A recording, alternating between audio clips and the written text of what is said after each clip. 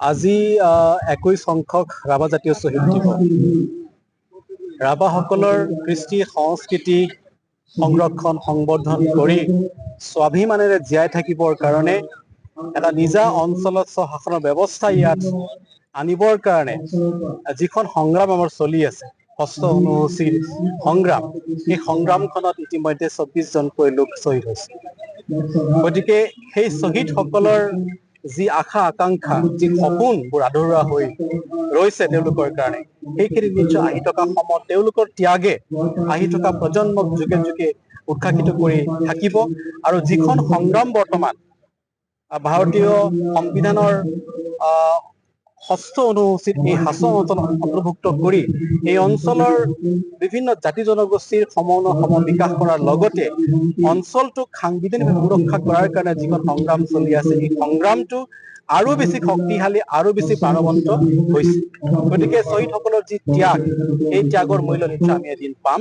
আৰু আহি থকা সময়ত তেওঁলোকৰ ত্যাগকে আধাৰ কৰি পেলাই আমাৰ যি সংগ্ৰাম, ৰাভা ছাত্ৰ সন্থা, ৰাভা মহিলা পৰিষদ, ষষ্ঠ অনুসূচিত আমি সমিতিকে ধৰি এই অঞ্চলৰ 18টা জাতি জনগোষ্ঠীৰ যি সংগঠনৰ সন্মিলিত এটা মঞ্চ, ৰাভা হাছং যৌথ সমিতি, এই সমিতি আহি থকা সময়ত সংগ্ৰামখনক আৰু অধিক শক্তিশালী কৰি আগবঢ়াই লৈ যাব। আৰু আমাৰ যি দাবী, সেই দাবীক নিশ্চয় আমি কম দিনৰ ভিতৰত পূৰণ কৰিবলৈ সক্ষম হ'ম বুলি আমাৰ বিশ্বাস। আজি 2004 চনৰ যিটো 23 এপ্ৰিল আছিল, ৰাভা জাতিৰ সংগ্ৰামত প্ৰথম ৰাভা জাতিৰ 3গৰাকী ব্যক্তি শ্বহীদ হৈছে। অনুকূল পৱন ৰবীন্দ্ৰ ৰাভা, আৰু প্ৰথম জাতীয় সংগ্ৰামৰ জাতিৰ হকে যুঁজ দি, ৰাভা হাছঙৰ কাৰণে যুঁজ দি প্ৰাণ আহুতি দিয়া 3গৰাকী ব্যক্তিৰ স্মৃতি আৰু তাৰ পৰৱৰ্তী সময়ত শ্বহীদ হৈছে। আৰু সেই দিনটো সুঁৱৰি নেখিলাবা ছাত্ৰ সন্থা, নেখিলাবা মহিলা পৰিষদ, 611 কমিটিয়ে 23 এপ্ৰিল দিনটো ৰাভা জাতীয় শ্বহীদ দিৱস হিচাপে উদযাপন কৰি আহিছে। আৰু শ্বহীদ দিৱস হিচাপে ইতিমধ্যে ঘোষিত হৈছে সেই 2004 চনতে। আৰু আজি 21 সংখ্যক, আজি 21টা বছৰে উদযাপন কৰি আহিছে। আৰু 21টা বছৰে আমি শ্বহীদক স্মৰণ কৰি আহিছো, আৰু শ্বহীদৰ আত্মাৰ সদ্গতিৰ কাৰণে আমি সদায় কামনা কৰি আহিছো।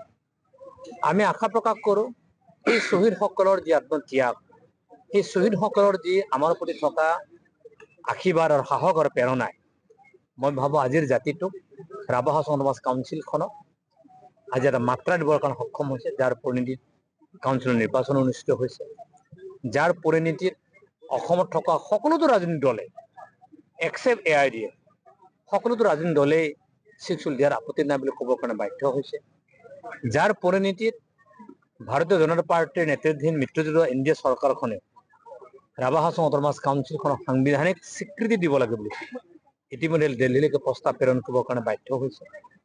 গতিকে এই ফলসমূহ মই ভাবো সেই শ্বহীদসকলৰ জাতিটোৰ প্ৰতি, কাউন্সিলখনৰ প্ৰতি কৰা চৰম ত্যাগ আৰু ছেক্ৰিফাইচৰ ফল আৰু ফচল। গতিকে সেই দিনটোত যদিও আমাৰ এটা দুখৰ দিন, তথাপি মই ভাবো এই দিনটোৱে শ্বহীদসকলৰ আত্মাই শান্তি লাভ কৰিব। শ্বহীদসকলৰ আত্মাই ৰাভা জাতীয় সংগঠনসমূহক আমাক সকলো সাহস আৰু প্ৰেৰণা যোগাব। সেই সাহস আৰু প্ৰেৰণাই জাতিটোক আগবঢ়াই লৈ যাবৰ কাৰণে, কাউন্সিলখনক আগবঢ়াই লৈ যাবৰ কাৰণে, ভাৰতবৰ্ষৰ সংবিধানৰ 6ষ্ঠ অনুচ্ছেদ অন্তৰ্ভুক্ত কৰিবৰ কাৰণে যিখন যুঁজ, যিখন ৰাজনৈতিক সংগ্ৰাম, যিখন সাংগঠনিক সংগ্ৰাম, এই সংগ্ৰামখনক তীব্ৰতৰ কৰি তুলিবৰ কাৰণে আমি সকলোৱে সাহস আৰু প্ৰেৰণা পাইছো। গতিকে পুনৰবাৰ তেখেতসকলক শ্ৰদ্ধাঞ্জলি মই জ্ঞাপন কৰিছো। আৰু মই নিজে উপস্থিত থাকিব পাই মোৰ দুখো লাগিছে। মই যিটো ঠাইত আমি উপস্থিত হৈ আছো, প্ৰথম শ্বহীদ 3গৰাকীক আমি ইয়াত তেওঁলোকক আমি সমাধিস্থ আমি কৰিছো তেখেতসকলক, আৰু এইটো পুণ্য ধামলৈকে ৰূপান্তৰিত হৈছে। আৰু মই ভাবো তেওঁলোকৰ যি ছেক্ৰিফাইচ অথলে কেতিয়াও নাযায়। আৰু এদিন নহয় এদিন দিল্লীৰ পৰা দুধনৈলৈকে ভাৰতীয় সংবিধানৰ গণ্ডিৰ ভিতৰত কাউন্সিল অন্তৰ্ভুক্ত হ'ব। আৰু ৰাভা হাছং কাউন্সিল এলেকাত বসবাস কৰা প্ৰায় 7 লাখ জনসাধাৰণ, ইয়াৰ কোনো ধৰ্ম বুলি কোনো কথা নাই, কোনো জাতি বুলি কোনো কথা নাই, সকলোৰে সাৰ্বঙ্গীন উন্নতি, মাটি ভেটি যি অধিকাৰ, আত্মনিয়ন্ত্ৰণ যি অধিকাৰ, সেলফ ৰুলৰ যি অধিকাৰ, জাতি গঠন প্ৰক্ৰিয়াৰ যি সমাপ্তি বা এই অঞ্চলত থকা জাতি জনগোষ্ঠীসমূহৰ মাজত সমন্বয়ৰ এক নতুন বাৰ্তা ছিক্সুৱেল কাউন্সিলখন হ'ব, যাৰ প্ৰমাণ ইতিমধ্যে বৰ্তমান কাউন্সিলখনত হৈ উঠিছে। আৰু মই ভাবোঁ ইয়াৰ ক্ষেত্ৰত এই মঞ্চৰ পৰাই অসমৰ মাননীয় মুখ্যমন্ত্ৰীৰ প্ৰতি মোৰ আহ্বান থাকিব যে তেওঁ যি ধৰণে কথা কৈছে 2025 চনৰ ডিচেম্বৰৰ ভিতৰত এই সমস্যাটো মাননীয় গৃহমন্ত্ৰীৰ লগত আলোচনা কৰি, প্ৰধানমন্ত্ৰীৰ লগত আলোচনা কৰি সমস্যা সমাধান তেখেতসকলে কৰক।